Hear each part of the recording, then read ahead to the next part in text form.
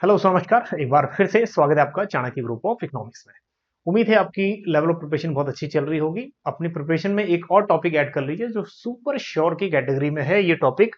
हालांकि हम लोग हर बार यूज करते हैं या फिर हर बार हम लोग इसको डिस्कस करते हैं, बजट और इकोनॉमिक सर्वे को। इंडियन इकोनॉमी के मेन जो सोर्स है ना आपका, वो ऑथेंटिक सोर्स है। एक है गवर्नमेंट बजट और दूसरा है इकोनॉमिक सर्वे। यहीं से लास्ट यूजीसी क्वेश्चन में बहुत सारे क्वेश्चन डायरेक्ट आए थे, तो इस बार भी मान के चलो यहाँ से क्वेश्चन आने की बहुत चांसेस हैं। तो ये मोस्ट आईएमपी टॉपिक रखिएगा कि मोस्ट इंपॉर्टेंट कैटेगरी में टॉपिक रखिएगा। नेक्स्ट हम लोग इकोनॉमिक सर्वे पे भी डिटेल में डिस्कस करेंगे। अब यहाँ हम लोग सिर्फ पढ़ेंगे इकोनॉमिक बजट, आपने पहले ही पढ़ लिया, ग्रुप में पढ़ लिया, पीडीएफ में पढ़ लिया, लेकिन यहाँ पे हम लोग सिर्फ पढ़ेंगे एग्जाम पॉइंट ऑफ व्यू से। अब एग्जाम पॉइंट ऑफ व्यू से इसलिए क्योंकि जितनी भी कम्युनिटी है हमारी इकोनॉमिक्स की, वो सब एग्जाम की तैयारी कर रही है ना। अब उनको टैक्स स्लैब्स 15 लाख से 15 लाख में कितना टैक्स स्लैब है या फिर 20 लाख में कितना टैक्स है, उससे मतलब नहीं है। इनको ये मतलब है कि कौन सा क्वेश्चन एग्जाम में बन सकता है। तो हम लोग उसी पॉइंट ऑफ व्यू से तैयारी करेंगे कि एग्जाम पॉइंट ऑफ व्यू से इस बजट में क्या है। और पहले ही इस चीज को क्लियर कर देते हैं कि ज्यादा बजट में गवर्नमेंट ने अच्छी बात कही है बुरी बात की, ये तो हमें जानना ही नहीं है। हमें तो जानना है कि एग्जाम में क्या आने वाला है। ठीक है। अब बजट आप लोग निष्कर्ष पहले ही निकाल चुके हो, क्योंकि 2-3 दिन अब स्टडी की होगी आपने, बजट में पीडीएफ्स पढ़े होंगे और बहुत सारे ग्रुप में भी मैसेजेस आए होंगे कि बजट अच्छा है, बजट बुरा है। बट हम लोग बात करेंगे एग्जाम पॉइंट ऑफ व्यू से। चलिए, कंबाइंड बैच हमारा यूजीसी नेट के लिए चल रहा है और अभी पेपर 2 के लिए भी चल रहा है, और एक और बैच हमने लॉन्च किया है एचपीएससी के थ्रू फर्स्ट टाइम। ठीक है, 1 अगस्त से इसकी क्लासेस हैं। कोई भी क्वारी है तो आप डिस्क्रिप्शन में नंबर है, वहां से आप कॉन्टेक्ट कर सकते हैं। चलिए अब बढ़ते हैं टॉपिक की तरफ। सबसे पहले डिस्कस कर लेते हैं कि इंट्रोडक्शन। अब यूनियन बजट 2024-25 कई बार क्वेश्चन आ जाता है कि अब यहाँ पे ये जरूरी है कि जितनी भी चीजें हम लोग क्वेश्चन आने वाले होते हैं ना, उनको थोड़ा हाईलाइट करेंगे, थोड़ा सा इंपॉर्टेंस देंगे। कई बार क्वेश्चन आ जाता है कि निर्मला सीतारमन का ये कौन सा बजट था। ठीक है, याद रखिएगा ये वाला जो बजट था कंसेक्यूटिव 7th बजट था, और ये फुल बजट था। एक होता है इंतरिम बजट। इंतरिम बजट में क्या होता है कि सब चीजें डिटेल में नहीं होती। एक्सपेंडिचर, रिवेन्यू, एक्सपेंडिचर और जितने भी रिवेन्यूज होते हैं उनका ब्यौरा डिटेल में उतना नहीं मिलता जितना फुल बजट में मिलता है। और इंतरिम बजट तब पेश होता है जब टाइम कम हो या फिर मान लो कि इलेक्शंस होने वाले हैं। अब ये फुल बजट है, यहां से क्वेश्चन आने की चांसेस ज्यादा है। इंतरिम बजट के क्वेश्चन आने के चांसेस ना के बराबर समझो या कम समझो। या तो आप 2023-24 का बजट करो या 2024-25 का बजट करो, ये दो बजट ही ठीक है, क्वेश्चन यहीं से बनेंगे। चलिए बजट की थीम देख लो, ये क्वेश्चन आपका बनेगा यहाँ से कि what are the major themes. Employment सबसे जो विपक्ष था ना, वो सबसे पहले यही मुद्दा उठाता था कि एम्प्लॉयमेंट तो बीजेपी की उसमें है ही नहीं। तो इस बार गवर्नमेंट ने सबसे पहला ही जो टारगेट रखा, थीम रखा, वो एम्प्लॉयमेंट रखा। नेक्स्ट है स्किल डेवलपमेंट के ऊपर काम, second. Third one is MSMEs को अपलिफ्ट करना, और फोर्थ वन है मिडिल क्लास। अब मिडिल क्लास के लिए बजट में अच्छी चीज है बुरी चीज है। हालांकि सबसे ज्यादा जो बजट का असर होता है वो मिडिल क्लास पे ही होता है। अब इसको ज्यादा कुछ नहीं है इसके पास। टैक्स का बेनिफिट या तो लोअर क्लास को होता है या अपर क्लास को होता है। मिडिल क्लास हमेशा ही ठीक है डिप्राइव्ड रहा है, या फिर मिडिल क्लास की भी अलग अलग अपनी अपनी परिभाषाएं हैं, डेफिनेशन अलग अलग है। चलिए फिर भी जो टैक्स स्लैब्स का ज्यादा फायदा है मिडिल क्लास को कम मिलता है। चलिए आगे देखिए। अब देखते हैं फोर मेजर कास्ट। आपने देखा होगा लास्ट टाइम में कई बार क्वेश्चन बन जाता था कि इनमें से कौन सा इंजन है। ठीक है, जो डिस्कस किया गया था, कितने इंजन डिस्कस किए गए थे या कितने पिलर डिस्कस किए गए थे बजट के। इस टाइप के क्वेश्चन अब भी बन सकते हैं। नंबर 1 देखिए, फोर मेजर कास्ट जो गवर्नमेंट ने इंट्रोड्यूस किए हैं। इसमें कास्ट मतलब ऐसी जो मेन फोर पिलर ही कह लो आप। नंबर 1 फोकस किया है गरीब, पॉवर्टी पे, और नंबर 2 यहाँ फोकस किया महिलाएं पे। अब ये थीम नहीं है, ये कास्ट है, major caste. Fourth that is third one is युवा, और फोर्थ वन इज अन्नदाता, मतलब हमारे फार्मर्स। ठीक है, ये चार कास्ट जिन्होंने मतलब जिस पर फोकस किया है। आगे देखते हैं। और उसके अलावा चार थीम जो हम ऑलरेडी कर चुके हैं, और ये आप लोग अपने नोट में बिल्कुल नोट करना क्योंकि इंपॉर्टेंट है। नंबर 1 जो थीम है वो है एम्प्लॉयमेंट, और नंबर 2 है हमारा skilling, skill upliftment, Kaushal Yojana. Next MSMEs के ऊपर, और fourth one is middle class के ऊपर ज्यादा फोकस किया गया है। मतलब थीम, बजट थीम, चार इंपॉर्टेंट चीजें हैं। बट क्वेश्चन आ सकता है बजट से कि which one of the following is included in budget theme और not included in budget theme. तो ध्यान में रखिएगा, इंपॉर्टेंट है। चलिए आगे देखते हैं एक और इंपॉर्टेंट टॉपिक। हर बार इंजन आते हैं, पिलर्स आते हैं, इस बार 9 प्रायोरिटीज आए हैं। सो बजट प्रायोरिटीज, सो विकसित भारत की जो स्ट्रेटेजी थी वो इंतरिम बजट में ही कुछ ना कुछ सेटअप हो गई थी, विकसित भारत की स्ट्रेटेजी, बट फुल बजट में इनको 9 डिफरेंट डिफरेंट प्रायोरिटी सेटअप की। हाँ जी, क्वेश्चन बन सकता है कि हाउ मेनी प्रायोरिटीज, कितनी प्रायोरिटीज? 9 प्रायोरिटीज जो गवर्नमेंट ने इस बार यूज की। अब उसमें प्रायोरिटीज में देखो कौन कौन से हैं, ये अपनी लिस्ट में बना के रखना, एग्जाम में बन सकता है क्वेश्चन। ठीक है, नंबर 1 जो है productivity and resilience in agriculture, agriculture पर थोड़ा फोकस किया। Next employment and skilling, inclusive human resource development and social justice. आगे हमारा जो 70% है ना इस बजट का, वो ये 9 प्रायोरिटीज पे ही चलेगा। Next manufacturing and service, fourth है। अर्बन डेवलपमेंट, ये हमारे पास फिफ्थ। सिक्स्थ में है एनर्जी सिक्योरिटी, और सेवेंथ में है इंफ्रास्ट्रक्चर, एट्थ में है innovative research and development. Next generation reforms है 9th नंबर पे। तो ये आप मेन थोड़ा रिवाइज कर लीजिएगा, क्वेश्चन बनने के चांसेस यहाँ से पूरे पूरे हैं। ठीक है, कि 9 प्रायोरिटीज में से कौन सा इंक्लूड है और कौन सा प्रायोरिटी इंक्लूड नहीं है। अब हम करते हैं डिटेल में one by one. First priority, जितनी प्रायोरिटीज होंगी यहाँ मेंशन है, और मेन प्रायोरिटीज किसकी है? प्रायोरिटीज फॉर विकसित भारत, पहला। और जो जो इंपॉर्टेंट चीजें हैं सिर्फ वही डिस्कस करेंगे, बाकी जो एक्स्ट्रा चीजें हैं ना वो डिटेल करने की भी जरूरत नहीं है। नंबर 1, सबसे पहले डिटेल करना है कि बजट अलोकेशन कितना हुआ है स्पेशल फर्स्ट प्रायोरिटी के लिए, क्योंकि फर्स्ट प्रायोरिटी है और इंपॉर्टेंट है। Productivity and resilience in agriculture के लिए अलोकेट हुआ है 1.52 लाख करोड़। ठीक है, पहले तो ये नोट करने वाली चीज है। दूसरी बात यह है कि जो क्रॉप, हॉर्टिकल्चरल क्रॉप्स या फिर फील्ड्स हैं, कितने इंक्लूड है? 109 new high yielding climate resilience varieties, कितनी वैरायटीज? 109। ठीक है, और स्पेशली वो जुड़ी हुई है हॉर्टिकल्चर फील्ड से, हॉर्टिकल्चर क्रॉप्स। आगे देखो, जो हाई यील्डिंग वैरायटी सीड्स होते हैं ना, उस टाइप के ही। नेक्स्ट है हमारा transforming agriculture research, agriculture research पे थोड़ा फोकस किया गया। नेक्स्ट आत्मनिर्भर, अब यहाँ पे सेल्फ डिपेंडेंट होना है किसमें? एक तो ऑयल सीड प्रोडक्शन में, मस्टर्ड, ग्राउंडनट्स, सीसम जिसको हम तिल बोलते हैं, सोयाबीन और सनफ्लावर के प्रोडक्शन में, जो ये ऑयल फार्मिंग है, इसमें आत्मनिर्भर होना है कि हमें फॉरेन से कुछ मंगाने की जरूरत ना पड़े ऑयल से related. Next release of new varieties, वही हमने बात की 109 नई वैरायटी के हाई यील्डिंग वैरायटी। ठीक है, अब इसमें स्पेशली यहाँ मेंशन किया गया 32 different fields and horticulture crops के लिए। आगे बढ़ते हैं, vegetable productions and supply chain. अब हॉर्टिकल्चर में जो आपका वेजिटेबल्स भी आता है, वेजिटेबल्स पूरे वेंडर, फूड सप्लाई। अब उसके लिए क्या किया? Promotion of FPOs, farmer producer organisations को प्रमोट किया गया ताकि एक सप्लाई चेन बन सके। ठीक है, cooperatives and startups for vegetable supply chains. ठीक है, एक कलेक्शन, स्टोरेज, मार्केटिंग वगैरह के लिए। हालांकि इस पे गवर्नमेंट हर बार कुछ ना कुछ काम करती है। ठीक है, नेक्स्ट नेशनल कॉर्पोरेशन पॉलिसी। अब एक ऐसी पॉलिसी जो फार्मर के लिए या फिर ये जो सेक्टर है पूरा अलाइड सेक्टर, इसके लिए फायदेमंद रहे। तो मेन बात ये है कि एलोकेट कितना हुआ और उसके बाद कितने 2 नई वैरायटीज के, ठीक है, डिफरेंट फील्ड में यूज हुए। अब आगे बढ़ते हैं, इसमें भी कुछ इंपॉर्टेंट चीजें हैं, ये देख लीजिए। नंबर 1 है 1 crore farmers across the country will be initiated into natural farming. अब यहाँ क्वेश्चन बन सकता है कि नेचुरल फार्मिंग में कितने फार्मर्स कवर हो जाएंगे? 1 crore farmers across the country will be initiated. ठीक है, शुरू करेंगे ये वाला। सो अब उसमें एक सर्टिफिकेशन भी है, ब्रांडिंग भी है for next 2 years. Next 10,000 need, अब ये भी इंपॉर्टेंट है कि need based bio input resource centre establish होंगे। मतलब बायो इनपुट रिसोर्स वो है जहां पे हम लोग कृत्रिम खाद होता है ना, मतलब उससे एक तो होता है हमारा केमिकल फर्टिलाइजर, और एक होता है जो इंसेक्ट्स प्रोड्यूस करते हैं। ठीक है, वॉर्म प्रोड्यूस करते हैं, मतलब एक होता है ना कीड़ा जो फर्टिलिटी बढ़ाता है सॉइल की। ठीक है, और ये नेचुरल फार्मिंग में बेसिकली यूज होता है। ठीक है, अब उसके भी सेंटर बने जाएंगे। नेक्स्ट, इसको हम बायो कंपोस्ट बोलते हैं।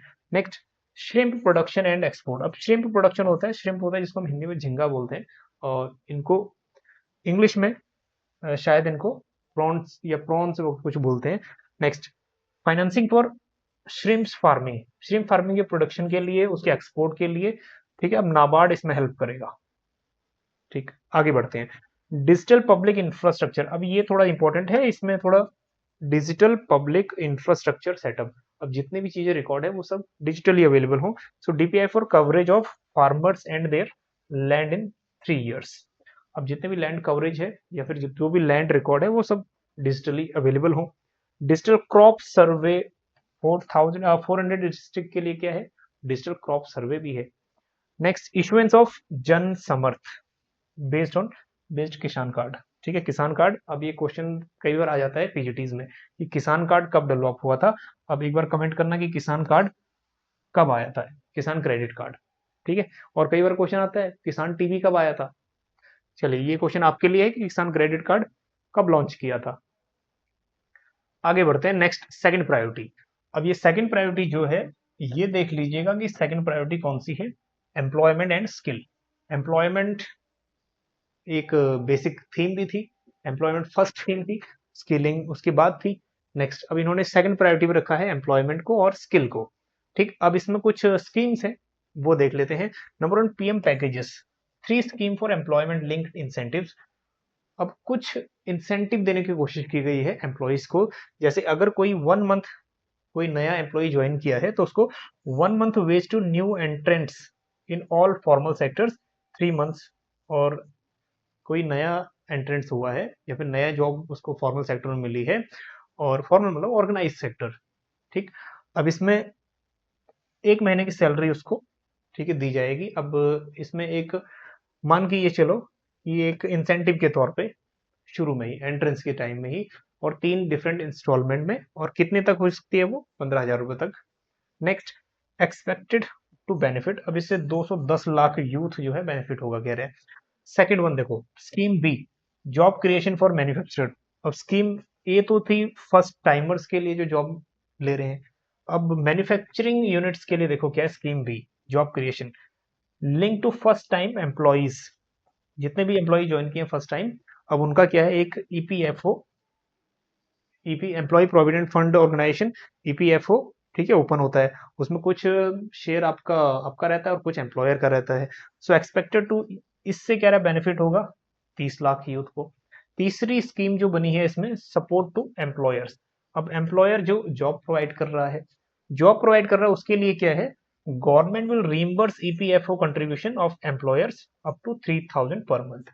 मतलब सपोज करो कि ईपीएफओ में 100 रुपए जा रहा है, मतलब 40 रुपए एम्प्लॉय का है और 60 रुपए एम्प्लॉयर का है। तो ये जो 60 रुपए एम्प्लॉयर का जा रहा है, ये गवर्नमेंट क्या कर रही है, इसको भी रिइंबर्स कर देगी 3,000 रुपए पर इंडिविजुअल या फिर पर एम्प्लॉय। ठीक है, तो यहाँ पे एम्प्लॉयर को भी इंसेंटिव हो गया। तो ये भी कह रहा है कि 50 लाख जॉब जनरेट करेगा, ये बोल रहा है। चलिए, तो मेन टारगेट रखा है कि जॉब क्रिएशन पे जो एम्प्लॉयर है उनको भी थोड़ा सपोर्ट मिले। चलिए, फोर्थ स्कीम देख लो, इसी में फोर्थ स्कीम क्या है, एम्प्लॉयमेंट एंड स्किलिंग में फोर्थ ये है, स्किलिंग प्रोग्राम है fourth. 20 lakh youth will be skilled over 5 year period. 5 साल में 20 लाख यूथ स्किल्ड होगा, ये बात कही गई है। अब स्किल्ड कहाँ होगा, उसके लिए कोई इंडस्ट्री चाहिए, कोई मैन्युफैक्चरिंग यूनिट चाहिए जहां स्किल अपनी एनहेंस करें। उसके लिए 1000 इंडस्ट्रियल ट्रेनिंग इंस्टीट्यूट, ठीक है, अपग्रेड किए जाएंगे। अब 1000 इंडस्ट्रियल, ठीक, आगे बढ़ते हैं। तो कुछ बातें ये भी हैं, वुमेन के लिए क्या है, वुमेन जो वर्क फोर्स पार्टिसिपेशन रेट है वुमेन का, वो भी बढ़ाने की बात की गई है। नेक्स्ट, अब लोन्स है, loan up to 7.5 lakh, that one is important. Guarantee loan from government to promoted fund. ठीक है, अब बिजनेस के लिए या फिर जब आप स्टार्टअप शुरू करते हो एज अ स्टूडेंट हो, उसके लिए भी यहाँ पे गवर्नमेंट आपको लोन प्रोवाइड कर रहा है 7.5 lakh with guaranteed from the government promoted fund. ठीक है, 25,000 स्टूडेंट्स एवरी ईयर। अब ये 25,000 लोग, 25,000 जो स्टूडेंट उनको हेल्प करेगा कह रहा है। Next, financial support for loans up to 10 lakh for higher education in domestic institutions. 10 lakh के लिए और लोन मिल रहा है हायर एजुकेशन के लिए, ठीक है, डोमेस्टिक इंस्टीट्यूशंस में। चलिए, और अगर ई वाउचर्स, 1 लाख का ई वाउचर कह रहा है मिल सकता है स्टूडेंट्स को। ई वाउचर होता है कि आप उसको जैसे कूपन होते हैं ना वैसे यूज कर सकते हो, और rate of interest, annual interest सिर्फ 3% पे। चलिए नेक्स्ट, तीसरा देखिए, अब ये प्रायोरिटी याद रखिएगा, थर्ड है inclusive human resource development and social justice. अब इसमें जो इंपॉर्टेंट है पहले वो बात डिस्कस कर लेते हैं। इंक्लूसिव ह्यूमन में सबसे पहले बजट एलोकेशन कितना हुआ जी, ये ध्यान रखिएगा 2.66 लाख। ठीक है, एक बात ये ध्यान रखनी है। फिर उसके बाद ये ध्यान रखनी है पूर्वोदय, एक वर्ड यूज है पूर्वोदय, विकास भी और विरासत भी। पूर्वोदय कुछ जो ईस्टर्न साइड के कुछ हमारे जो स्टेट्स हैं उनको थोड़ा सा विकास करने के लिए उनके नाम से इसमें मेंशन है। अब क्वेश्चन ये बन सकता है कि इसमें कौन कौन से स्टेट, पूर्वोदय में कौन कौन से स्टेट्स ऐड है। स्टेट देखिए, plan for endowment rich states in eastern parts covering, देखो बिहार, झारखंड, वेस्ट बंगाल, उड़ीसा, आंध्र प्रदेश, ये स्टेट है इसमें 1 2 3 4 5। ठीक है, 5 स्टेटों की बात कही है पूर्वोदय में। नेक्स्ट, अब इनके पुनरुत्थान के लिए, मतलब और ज्यादा इनके डेवलपमेंट के लिए अमृतसर कोलकाता इंडस्ट्रियल कॉरिडोर, ठीक है, एक ओपन किया जाएगा। कुछ कुछ कॉरिडोर ओपन करने की बात भी की गई है। और अलोकेशन इसमें आपको पता ही है 2.66 लाख एग्जैक्ट है। अब कुछ मिला मिलो के 3 लाख से ऊपर हो सकता है। और इसी स्कीम के अंदर एक और है प्रधानमंत्री जनजाति उन्नत ग्राम योजना, ठीक है, अभियान। अब इस अभियान में ये पूछ सकता है कि कितने गांव कवर हुए, तो इसमें 63,000 विलेजेस कवर हुए। ठीक है, एक बात ध्यान रखिएगा। और 5 करोड़ जो ट्राइबल्स हैं वो कवर हुए, तो इतना ही ध्यान रखना है, 63,000, ठीक है, विलेजेस एंड 5 करोड़ ट्राइबल्स इसमें कवर हुए। Next, more than 100 branches of Indian post payment bank will be set up.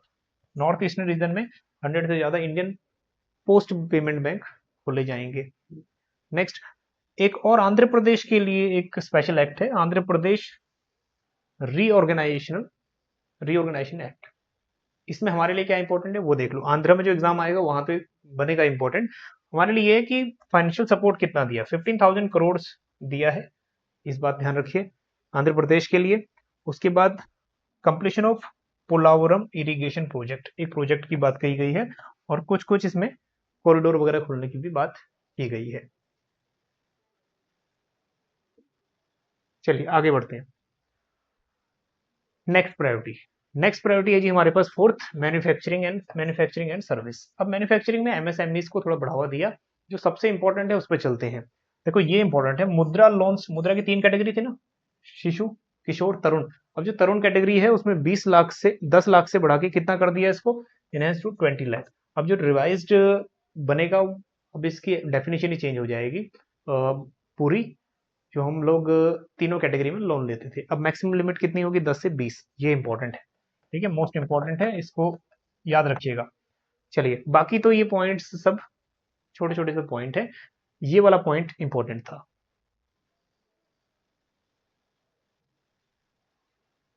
चलिए आगे और देख लीजिए, इंटर्नशिप अपॉर्चुनिटीज। अब देखो स्किल डेवलपमेंट कहाँ होगा, जब इंटर्नशिप प्रोग्राम होंगे।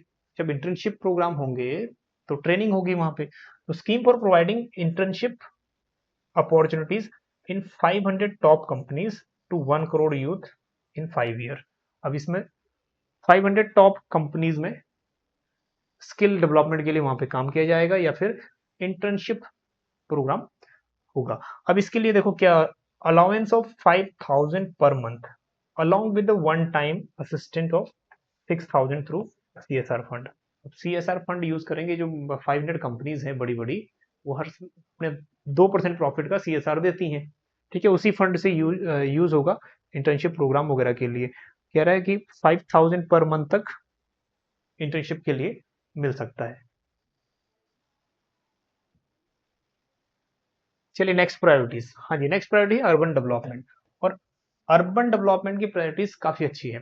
कई बार क्वेश्चन आ जाता है इकोनॉमिक सेंसस 2011 से, एक क्वेश्चन पूछ रहा हूँ, थोड़ा आंसर देना इसका।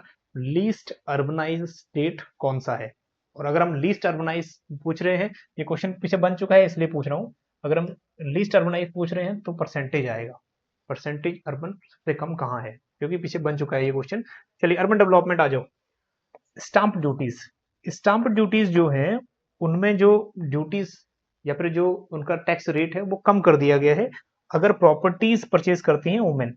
हालांकि ये बहुत सारे स्टेट्स में पहले भी था, जैसे पंजाब में है वुमेन अगर परचेज करती हैं 1 या 2% रजिस्ट्री फीस कम है। Next, street markets. अब स्ट्रीट मार्केट गवर्नमेंट ने ना एक जो स्ट्रीट फूड है उसको एक बड़ा मार्केट बोला है। इसमें एक फिगर्स भी थे बजट में कि इतने लाख करोड़ की हमारी ये मार्केट है फूड स्ट्रीट। हम लोग टहलने निकलते हैं ना शाम को, कभी चाट खा लिया, वो ये एक बहुत बड़ी इंडस्ट्री है, बहुत बड़ी मार्केट है ये। और ये अनऑर्गेनाइज तरीके से चल रहा है, मतलब पैसा आ रहा है लेकिन कुछ काउंटेड कुछ अनकाउंटेड, ठीक है, कहीं रिकॉर्ड नहीं हो रहा। और एक बहुत बड़ी मार्केट बन चुकी है। इसलिए गवर्नमेंट ने क्या व्यवस्था की, envisioning a scheme to develop 100 weekly hearts मतलब एक स्ट्रीट फूड हब्स, ठीक है, सेलेक्टेड सिटीज में खोलने की तैयारी। नेक्स्ट, एक प्राइम मिनिस्टर ने पहले बोला था कि अगर कोई पकोड़े बना रहा है तो वो रोजगार है, ठीक है। अब ये बात बहुत लगी थी युवाओं को कि हम पकोड़े तल रहे हैं, लेकिन मान के चलो जो इसी बिजनेस में है, जिनका ये खानदानी बिजनेस है या फिर जो ये बिजनेस चला रहे हैं, वो बहुत अच्छी जॉब, अच्छी अर्निंग कर रहे हैं एज कम्पेयर टू जॉब्स, ठीक है। नेक्स्ट, अब ये सब की बात नहीं है, लेकिन जो सेटल्ड है, जो बढ़िया कमा रहे हैं, वो बहुत बढ़िया बिजनेस कर रहे हैं। चलिए, transit oriented development. Transit oriented development में ये चीज है कि जो शहर हमारे पुराने थे, अब उनको थोड़ा ट्रांजिशन फेस में लिया जा रहा है। अब इसके लिए क्या है, प्लान किया है 14 लार्ज सिटीज को जिनकी 30 लाख से ज्यादा पॉपुलेशन है। Next, water management. अब वाटर मैनेजमेंट की वही बात है कि जैसे promotion of water supply, treatment, ये सब तो हर साल चलता ही रहता है। बस ये बात ध्यान रखिएगा, ये मेजर पॉइंट याद रखिएगा। अर्बन डेवलपमेंट के लिए क्या किया है, stamp duty, street market, transit और उसके बाद वाटर मैनेजमेंट। चलिए आगे बढ़िए। चलिए, एक बात और इंपॉर्टेंट है, पीएम आवास योजना बहुत चल रहा है ये, और हर अर्बन एरियाज में आवास योजना आपको दिख भी रहे हैं, छोटे छोटे घर बना देते हैं ना। चलिए, अब इसके लिए needs of 1 crore urban poor middle class families. अब इसमें पुअर या मिडिल क्लास फैमिलीज 1 करोड़, ठीक है, कवर करने का एक टारगेट है। और उसके बाद नेक्स्ट, जो अर्बन एरिया में जो रेंटल हाउसेस पे रह रहे हैं ना, उसका प्रॉपर रिकॉर्ड नहीं मिल पाता, किस में कौन रह रहा है, रेंट पे कौन रह रहा है, तो उसके लिए भी एक ट्रांसपेरेंट रेंटल हाउसिंग मार्केट बनाने की कोशिश की जा रही है। चलिए, नेक्स्ट नेक्स्ट प्रायोरिटी है जी हमारे पास 6 नंबर, एनर्जी सिक्योरिटी। अब एनर्जी सिक्योरिटी में एक इंपॉर्टेंट है, ये ध्यान रखिएगा, पीएम सूर्य घर मुफ्त बिजली योजना। अब सूर्य आ गया तो मतलब सौर एनर्जी है, सोलर एनर्जी है, मुफ्त बिजली योजना। आप रूफ टॉप पे सोलराइजेशन करिए, उसमें आपको क्या मिलेगा, 300 units free electricity per month for 1 crore household through rooftop solarisation, ठीक है। आजकल ये बहुत चल रहा है, आजकल तो इन्वर्टर भी हमारे पास जो आ रहे हैं ना, वो भी सोलर पैनल आ रहे हैं। पैनल में रखो, रात को सुबह चार्ज हो जाएंगे दिन में, ठीक है, रात को आप यूज कर सकते हो। Next, a joint venture between, अब दैट वन इज इंपॉर्टेंट इस स्कीम के लिए, ठीक है। कौन कौन से दो कंपनीज आगे आई हैं, जैसे कई बार एग्जाम में आ जाता है ना कि पेपर वन में भी आ जाता है, कौन सी बॉडी इस एजुकेशन पे ध्यान दे रही है, ठीक है, एनसीटी दे रही है या फिर एनसीईआरटी दे रही है, ऐसे करके। तो यहाँ भी ये क्वेश्चन बन सकता है कि कौन से दो जॉइंट वेंचर या फिर दो बड़े जो नवरत्न है, महारत्न है, वो काम कर रही है। देखो यहाँ, एनटीपीसी एंड भेल will establish full scale 800 megawatt, ठीक है, commercial plant using advance ultra super critical technology. अब ये सपोर्ट कर रहे हैं, ये दोनों अब नाम देख लीजिएगा, एनटीपीसी एंड भेल। नेक्स्ट, ये इंपॉर्टेंट है, आ सकता है एग्जाम में कि कितने हाउस होल्ड कवर हुए, 1 करोड़, ठीक है, फ्री इलेक्ट्रिसिटी के लिए। अप टू कितना यूनिट्स, 300 यूनिट्स पर मंथ। और उसके बाद कितना रजिस्टर्ड लोग अभी कर चुके हैं अपना, 1.28 करोड़ ऑलरेडी कर चुके हैं। ये डाटा पूछ लेता है कई बार, ठीक है। स्टेटमेंट वन, स्टेटमेंट टू, कौन सा करेक्ट है, कौन सा इनकरेक्ट, वहां ये क्वेश्चन पूछता है। चलिए, नेक्स्ट, सेवंथ प्रायोरिटी में रखा गया है इंफ्रास्ट्रक्चर को। अब इंफ्रास्ट्रक्चर एक बहुत बड़ा बैकबोन होता है किसी भी इकोनॉमी में। यहां देखिए क्या है, total, that figure is important, आ जाता है कि इंफ्रास्ट्रक्चरल बजट कितना रखा है, तो 11,11,111 करोड़ रुपए का रखा है इंफ्रास्ट्रक्चर। भैया ये है शगुन, ठीक है। 3.4% ऑफ जीडीपी है, that one also most IMP. Most important क्यों है, क्योंकि कई बार दो तरीके से क्वेश्चन पूछ सकता है कि जो इंफ्रास्ट्रक्चर बजट है कितना परसेंट है जीडीपी का, 3.4%, ठीक है। अब 3.4% तो पहले क्या होता था, पूरा कैपिटल एक्सपेंडिचर मतलब कैपिटल बजट होता था। चलिए, नेक्स्ट, 1.5 लाख करोड़ किसके लिए? To states as a long term interest free loans. अब स्टेट को ये क्या कर रहा है? Long term state free loan दे रहा है। पहले तो 0.5% इंटरेस्ट था लास्ट टाइम, तो वो फ्री कर दिया। 1 lakh crore to state as a long term interest free loan. ये आप लोग, ठीक है, कैपिटल एक्सपेंडिचर करके कैपिटल को बढ़ाइए। नेक्स्ट, फेज 4 ऑफ प्रधानमंत्री ग्राम सड़क योजना में अब इनमें बोला गया है कि कनेक्टिविटी के लिए 25,000 रूरल हैबिटेंट्स। अब इसमें और भी प्रधानमंत्री ग्राम सड़क योजना बहुत अच्छा चल रहा है, अभी भी हर गांव में कनेक्टिविटी है, हर गांव में रोड है, तो इसको और ज्यादा एक्सपेंड करने की बात की गई। ठीक है, और ज्यादा लोगों तक पहुंचाया जाएगा। आगे देखो, इंफ्रास्ट्रक्चर में ही कुछ और बातें हैं इंपॉर्टेंट। नंबर 1 है development of Vishnupad temple corridor. एक ये ध्यान रखना, विष्णुपद टेम्पल कॉरिडोर। दूसरा याद रखना, महाबोधि टेम्पल कॉरिडोर। ठीक है, दूसरा ये याद रखना। अब ये मॉडल है काशी विश्वनाथ टेम्पल कॉरिडोर, जो है उसके मॉडल पे ये बेस्ड है। ठीक है, दो विष्णुपद और नेक्स्ट है महाबोधि टेम्पल कॉरिडोर, याद रखिएगा। ठीक, उसके बाद एक और नाम याद रखिएगा, बिहार। बिहार में एक तो नालंदा यूनिवर्सिटी है और दूसरा एक राजगीर जगह है। अब राजगीर में जो जगह है वो होली प्लेस है। होली प्लेस उसके भी रिनोवेशन पे या फिर उसके भी पुनरुत्थान पे ज्यादा ध्यान दिया है, डेवलपमेंट पे उसके, जहाँ पे हिंदू, बुद्धिज्म और जैन का एक स्पिरिचुअल, ठीक है, या रिलीजियस सिग्निफिकेंस के लिए उसको बढ़ावा दे रही है राजगीर। और दूसरी प्लेस है बिहार में नालंदा। तो बिहार में ये दो प्लेस काफी इंपॉर्टेंट है। बिहार में जो एग्जाम है ना, उसमें आ सकता है कि इस बार कौन से दो प्लेस में ज्यादा फोकस किया गया, राजगीर और नालंदा। ठीक है, नालंदा एक टूरिस्ट सेंटर बनाने की कोशिश है, बल्कि नालंदा तो एक है ही, मतलब एक नॉलेज कैपिटल, नालंदा यूनिवर्सिटी के नाम से। चलिए, एट्थ वन है इनोवेशन, रिसर्च एंड डेवलपमेंट। ठीक है, ये है हमारा eighth priority, innovation, research and development. अब इसमें ये किया गया कि जो अनुसंधान नेशनल रिसर्च फंड है, ये ओपन किया जाए, इसको ऑपरेशनलाइज किया जाए। अनुसंधान होता है रिसर्च वगैरह के लिए स्पेशल फंड। ठीक है, नेक्स्ट, प्राइवेट सेक्टर को भी रिसर्च वर्क में आना चाहिए, इसके लिए गवर्नमेंट सपोर्ट करेगी। So private sector driven research and innovation at commercial scale.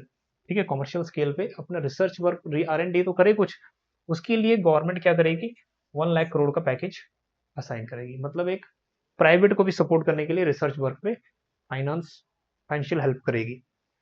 Next, एक वर्ड है, बहुत ही प्यारा वर्ड है, एग्जाम में ना बन जाए, स्पेस इकोनॉमी। स्पेस इकोनॉमी होती है जब हमारा इकोनॉमी में आउटपुट या इकोनॉमी बढ़ रही होती है just because of our mental health. मतलब हमारी रिसर्च, हमारी प्रोडक्टिविटी, हमारी रिसर्च वगैरह जो है वो प्रोडक्टिविटी को बढ़ाती है।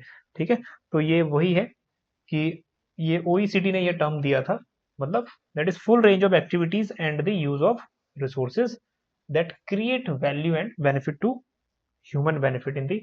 अब एक्सप्लोरिंग, रिसर्चिंग वगैरह में अब मेन बात यही है कि हम लोग रिसर्च या इनोवेशन से अपनी इकोनॉमी, ठीक है, आगे भी आउटपुट बढ़ा रहे हैं या इकोनॉमी को बढ़ा रहे हैं। लास्ट, नाइन्थ प्रायोरिटी है नेक्स्ट जनरेशन रिफॉर्म। हाँ जी, नेक्स्ट जनरेशन रिफॉर्म में के लिए क्या है, कुछ बातें हैं। अब नेक्स्ट जनरेशन रिफॉर्म के लिए दो ही चीज है, एक तो है रूरल और एक अर्बन रिलेटेड। ज्यादातर ये सब लैंड सिस्टम से रिलेटेड है नेक्स्ट जनरेशन। नंबर 1 देखो, land recording urban areas will be digitalised with GIS mapping. GIS mapping ऐसा मैपिंग सिस्टम जिसमें आप लोग अपनी जो लैंड एरिया है उसको आइडेंटिफाई, मेजरमेंट वगैरह कर पाओ। और सेम है डिजिटाइजेशन ऑफ कैडास्ट्रल मैप्स, जहाँ पे रिकॉर्ड की डिटेलिंग आ जाए कि किसके नाम पे है और क्या है। और बहुत सारे स्टेट्स ने ये लागू भी कर दिया है कि ऑनलाइन या फिर डिजिटल आप चेक कर सकते हो land records. Next, establishment of land registry, ये तो पहले से ही चल रहा है, land registry. Next, unique land partial identification number. अब ये इंपॉर्टेंट है, भू आधार फॉर ऑल लैंड्स। अब सभी लैंड की आइडेंटिफिकेशन के लिए जैसे आधार नंबर है ना, वैसे ही हो सकता है भू आधार। ठीक, और ये बिल्कुल सही है कि इसके पास कितनी जमीन है इसका पता लग पाएगा। So that one is most important और एक अच्छी स्कीम भी है, पता तो लगेगा किसके पास कितनी लैंड है। Next, survey of map subdivision as per current ownership. ठीक है, मैप का भी सर्वे करंट ओनरशिप के हिसाब से। लिंकेज और टू दी फार्मर्स, रजिस्ट्रीज वगैरह। अब इसमें मेन बात वही है, ज्यादा लैंड रिकॉर्ड पे ज्यादा फोकस किया गया नेक्स्ट जनरेशन रिफॉर्म्स में। चलिए इसी के अंदर एक और पॉइंट और है, वो है एफडीआई और एफआईआई का। ठीक है, एफडीआई एंड ओवरसीज इन्वेस्टमेंट। अगर हमने ओवरसीज इन्वेस्टमेंट करना है फॉरेन में, तो उसके लिए हम क्या कर सकते हैं, उसके लिए हम लोग अपने इंडियन रुपीज में ही इन्वेस्ट कर सकते हैं। ठीक है, इसको ध्यान रखिएगा। Next, NPS Vatsalya. हाँ जी, एनपीएस वत्सल्य का क्या मतलब है? मतलब ये है कि कोई भी पेरेंट्स अपने बच्चों के लिए एनपीएस में पैसा डाल सकते हैं। ठीक है, so plan for contribution of parents and guidance, that is guardians for minors, minor के लिए। सो मोस्ट इंपॉर्टेंट है ये, ध्यान में रखिएगा, पूछ सकता है एग्जाम में। चलिए 9 प्रायोरिटीज के बाद अब आ जाइए कुछ ऐसी चीजों पे जहां पे हम लोग डिस्कस करेंगे कितना अचीव हुआ और नेक्स्ट के लिए टारगेट क्या है। Robust economic foundation. देखिए, करंट अकाउंट डेफिसिट समथिंग 0.5 से लेके 1 तक रहा नेगेटिव में। ठीक है, माइनस में। नेक्स्ट, ये इंपॉर्टेंट है, हमारी इकोनॉमी जो फिजिकल ईयर 24 में ग्रो करी वो 8.2% से करी। ठीक है, ये ध्यान रखिएगा। और एक टाइम ऐसा भी आया इकोनॉमी में जब रियल जीडीपी ज्यादा होगी। देखो, रियल जीडीपी ज्यादा हो गई और नॉमिनल जीडीपी कम। क्वेश्चन बन सकता है कि क्या रियल जीडीपी नॉमिनल से ज्यादा हो सकती है? ठीक है, बिल्कुल हो सकती है, अगर हमारे बेस ईयर प्राइस ज्यादा और करंट ईयर प्राइस कम हो। कब हुआ वो? कोविड के बाद, जब डिफ्लेशनरी फेस था इकोनॉमी में। ठीक है, अभी हमारे पास कितना है? 8.2 real GDP growth.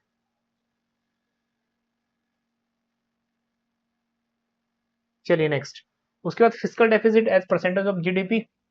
Physical year 23 में 6.7 और दैट इज 6.4, और फिजिकल ईयर 24 में रिवाइज्ड 5.6। उसके बाद नेक्स्ट, टेमिंग इन्फ्लेशन। इन्फ्लेशन जहां 22 में 6.7 थी, 2023 में वो 5.4 रह गई। हालांकि आरबीआई की लिमिट कितनी है? +-4। चलिए, और ये +-4 2016 में सेटअप की गई थी। चलिए, उसी से रिलेटेड ये थ्योरी है। हमारी इकोनॉमी 8.2 से रियल जीडीपी ग्रो किया है और नॉमिनल ग्रो किया है अभी 9.6 से। हाँ जी, याद रखिएगा, 8.2 रियल और 9.6 नॉमिनल। ठीक, next, private consumption expenditure registered growth. Private consumption expenditure की 4% से ग्रोथ हुई है। और अब उम्मीद है कि इस बार थोड़ा सा प्राइवेट कंजप्शन ही आपका जो प्राइवेट फाइनल कंजप्शन एक्सपेंडिचर है ना, यही इकोनॉमी को बूस्ट करता है। ठीक, क्योंकि इन्फ्लेशन डिफ्लेशन इसी के ऊपर डिपेंड करेगा। आगे बढ़िए, that one is most important. हर बार ये मोस्ट इंपॉर्टेंट की कैटेगरी में रहता है, ये चारों इंडिकेटर्स। अब हमें क्या देखना है? हमें एक तो देख लीजिए ये, ठीक है, एक्चुअल कितना है, प्रोविजनल एक्चुअल। और एक देख लीजिए 24-25 का estimate, budget estimates. That one is important. एक एक करके देखिए कि इससे इधर नहीं भी करोगे तो चल जाएगा, लेकिन इस बजट में ये दो चीजें जरूरी है। ठीक है, एक्चुअल कितना हो? 5.6 इंपॉर्टेंट है। Next, physical deficit 5.6। नेक्स्ट है हमारे पास revenue deficit 2.6। Next, primary deficit, ठीक है, 2%। Next, effective revenue deficit 1.6। Question आ जाता है कई बार, effective revenue deficit first time कब इंट्रोड्यूस हुआ था? ठीक है, आ चुका है ये क्वेश्चन, थोड़ा कमेंट करिएगा। 2-3 क्वेश्चन ओपन एंडेड पूछे हैं मैंने आपसे। नेक्स्ट, मीन्स ओपन एंडेड क्या, उनके आंसर स्पेसिफिक है। चलिए नेक्स्ट, अब ये तो इंपॉर्टेंट है ही है कि अभी का क्या रहा। नेक्स्ट है कि नेक्स्ट टारगेट का क्या रहेगा। देखो, अभी जो इंडिकेटर ये डेफिसिट के हैं, नेक्स्ट ईयर थोड़ा कम रहेंगे। 5.6 है फिजिकल डेफिसिट, नेक्स्ट है 4.9, याद रखिएगा। 2.6 से ये चला गया 1.8 रिवेन्यू डेफिसिट, और प्राइमरी डेफिसिट 2% से 1.4, और ये 1.6 से 0.6 इफेक्टिव रिवेन्यू डेफिसिट। ठीक, तो ये बहुत इंपॉर्टेंट है। चलिए, टैक्स में कुछ राशनलाइजेशन या फिर टैक्स में कुछ चेंज किया है, या फिर उसको सिंप्लीफाई बनाने की कोशिश की गई है। अब जो इंपॉर्टेंट चीज है उसमें चलते हैं हम। शॉर्ट टर्म गेन्स अगर फाइनेंशियल असेट्स में करोगे तो गवर्नमेंट 20% लेगा। मतलब शॉर्ट टर्म में 1 साल से पहले अगर कोई इन्वेस्टमेंट वगैरह किया और कैपिटल गेन किया, तो गवर्नमेंट 20% लेगा आपसे। बहुत गलत बात है ये गवर्नमेंट की। अगर आप रिस्क लेते हो मार्केट में और प्रॉफिट लेते हो तो ये 20% टैक्स ले लेगा। ठीक है, बस ये ध्यान रहे कि आपका जो प्रॉफिट है 1,25,000 से ऊपर नहीं होना चाहिए, 20% ले लेगा।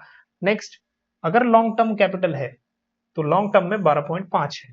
ठीक, अगर लॉस होगा तो आपका, अगर फायदा होगा तो गवर्नमेंट का। तो ये बात गलत बात है, हमारे पैसे से ही गवर्नमेंट भी ट्रेडिंग कर रहा है या फिर टैक्स कलेक्शन कर रहा है इतना। चलिए, अब ये इंपॉर्टेंट है, पहले ये था कि 1 लाख रुपए से ज्यादा अगर अर्न करोगे कैपिटल मार्केट में, जैसे म्यूचुअल फंड से है या स्टॉक मार्केट से, तो उस पर टैक्स लगता था। अब उसकी लिमिट बढ़ा दी है 1.25 lakh, that one is important. ठीक, आगे देखिए, एंजल टैक्स था उसको अबॉलिश कर दिया। एंजल टैक्स क्या होता है? जब भी कोई नॉन लिस्टेड कंपनी या फिर अनलिस्टेड कंपनी प्रीमियम अटेंड करती है तो इस पे एक टैक्स वसूल करती है गवर्नमेंट, ठीक, उस प्रीमियम पे। तो अब इसको रिमूव कर दिया, एंजल टैक्स को। Next, simpler tax regime to operate domestic cruise. Domestic cruise के लिए जो पोर्ट्स वगैरह थे उनके लिए भी थोड़ा सा सिंप्लीफाई किया है। नेक्स्ट है tax for safe harbour states for foreign mining. Harbour state होती हैं जो माइनिंग से रिलेटेड काम करती हैं, इनके लिए इसके लिए ये मतलब हार्बर स्टेट रेट का मतलब ये है कि एक मिनिमम रेट टैक्स डिसाइड कर दिया है। अब जितने भी माइनिंग कंपनी है उनको पता है कि मिनिमम रेट हमें ये देना है, स्पेशली किसमें? Selling raw diamonds. नेक्स्ट, ये भी इंपॉर्टेंट है, corporate tax rate on foreign companies पहले 40% था, अब 35% है। चलिए, ये पूरा टैक्स से रिलेटेड है। अब ये टैक्स स्लैब आपने देखा भी होगा, हालांकि इस टाइप का क्वेश्चन तो नहीं बनता, ठीक, बल्कि आप इसको एक बार स्क्रीनशॉट लेके ये ले लीजिएगा कि 3 लाख तक नील है, 3 से 7 तक 5% है, एंड सो ऑन। जो इंपॉर्टेंट चीज है उस पर हम लोग डिस्कस करते हैं। स्टैंडर्ड डिडक्शन देखो, पहले 50,000 का था, 75,000 का हो गया। जब भी आपकी सैलरी जितनी बनती है ग्रॉस, उसमें से 50,000 पहले गवर्नमेंट डिडक्ट कर लेती थी, उस पर टैक्स नहीं लगता था, अब उसको बढ़ा के 75 कर दिए। ठीक है, ये ध्यान रखिएगा। और अगर फैमिली पेंशन फॉर पेंशनर है वो इंक्रीज हो गया डिडक्शन 15,000 से 25,000 तक। चलिए, ये एक बार जो ये रेट्स हैं अभी तक नहीं पूछे हैं, लेकिन आप अपने नोटबुक में लिख लेना इसको। चलिए, कुछ चेंज इन कस्टम ड्यूटीज। बहुत सारी कस्टम ड्यूटीज हैं, जैसे बेसिक कस्टम ड्यूटीज हैं उनको रिमूव किया गया है या फिर कम किया गया है। जैसे मोबाइल फोन्स वगैरह 15% कम कर दिया, कैंसर की 3 मेडिसिन पे बिल्कुल फ्री कर दिया, 0 कर दिया। ठीक है, गोल्ड एंड सिल्वर पे 6%, प्लेटिनम पे 6.4 कर दिया। तो ये भी एक सेल्फ रीड वाला है और ज्यादा इंपॉर्टेंस कैटेगरी में तो नहीं है, लेकिन एक बार विजिट कर लेना। Next, that one is most important. हाँ जी, इसको थोड़ा सा इंपॉर्टेंट कैटेगरी रखिएगा, मोस्ट इंपॉर्टेंट, क्योंकि यहीं से ही क्वेश्चन बनता है। रुपीज गोज रुपीज कम, कि ठीक है ये पैसा कहाँ से आता है हमारा और कहाँ जाता है। सबसे ज्यादा पैसा पहले 34% था बोरोविंग, अब भी यही है। बोरोविंग अब भी 27% है। तो इसका सीक्वेंस आप लोग याद कर लीजिएगा, बहुत काम आएगा। ठीक है, बोरोविंग अभी भी नंबर 1 पे है। ज्यादा खेल कहाँ होता है? इनकम टैक्स पे और जीएसटी पे और कॉर्पोरेशन पे, इन तीनों में ज्यादा खेल होता है जो आसपास रहते हैं। इस बार देखो, बाजी इनकम टैक्स ने मारी है। हाँ जी, इनकम टैक्स नंबर 2 पे है 19%, थर्ड 18% पे है जीएसटी। ठीक, अब ये देख लीजिए, दैट इज जीएसटी। उसके बाद है हमारे पास कॉर्पोरेशन टैक्स। ठीक है, कॉर्पोरेशन टैक्स थोड़ा पीछे रह गया, चौथे नंबर पे। और उसके बाद नेक्स्ट 9% नॉन टैक्स रिसिप्ट हो गया, कस्टम्स 4% हो गया, और 5% एक्साइज ड्यूटी। ठीक,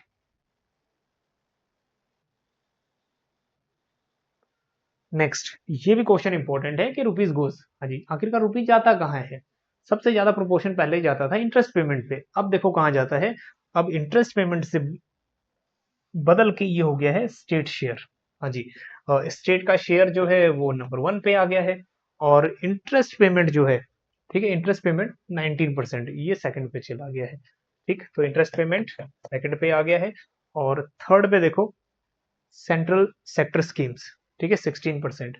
और उसके बाद नेक्स्ट अदर एक्सपेंडिचर हो गया या डिफेंस हो गया 8%, सब्सिडी 6%। ठीक, और ये सेंट्रल स्पॉन्सर्ड स्कीम 8%। तो ये जब तक आप सीक्वेंस नहीं करोगे ना तब तक बनेगा नहीं, तो इसको सीक्वेंस में कर लीजिएगा, ये इंपॉर्टेंट है। चलिए नेक्स्ट। कई बार क्वेश्चन आ जाता है कि मिनिस्ट्री ने डिफरेंट मिनिस्ट्रीज ने में कितना अलोकेशन हुआ, ठीक है, आरबीआई दैट इज गवर्नमेंट ने कितना अलोकेशन किया है। तो आप सिर्फ ये ध्यान रखिएगा कि जो मेजर है, ठीक है, ये क्वेश्चन प्रीवियस में बन चुका है और बहुत गंदे तरीके से क्वेश्चन पूछते हैं इंडियन इकोनॉमी में। चलिए, तो यहाँ पे सबसे ज्यादा अलोकेशन हुआ है डिफेंस में, 4,54,773 करोड़ रुपए। रूरल डेवलपमेंट में 2,65,000। अब मैं इसको एक एक करके तो बोलूंगा लेकिन याद रहेगा नहीं, तो जाहिर सी बात है कुछ कुछ डाटा अपने पास लिख लीजिएगा। ठीक, जैसे एजुकेशन है, ये इंपॉर्टेंट है, 1,25,000 रुपए अलोकेट किया। नेक्स्ट, अब जो भी बजट में ये जो इंपॉर्टेंट चीजें है ना, जैसे कई बार आ चुका है क्वेश्चन, हर घर जल, ठीक है, जल जीवन योजना में कितना अलोकेट किया गया, 2022 में बना था ये क्वेश्चन, और नमामि गंगे में कितना अलोकेट हुआ था। वैसे ही यहाँ से भी क्वेश्चन बन सकता है कि मनरेगा में इस बार कितना अलोकेट हुआ, 68,000 करोड़ रुपीज। नेक्स्ट याद रखिएगा, research and development project, that one is important, 1,200 crore.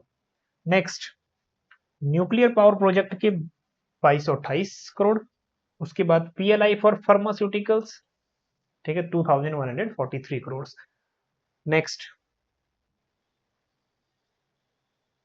Development of semiconductor. अब सेमीकंडक्टर्स थोड़ा इंपॉर्टेंट बन गया है क्योंकि इसकी मार्केट इंडिया में बढ़ रही है, डिमांड तो है ही इसकी सेमीकंडक्टर्स की, और इसमें से क्वेश्चन भी बन चुका है सेमीकंडक्टर चिप के बारे में।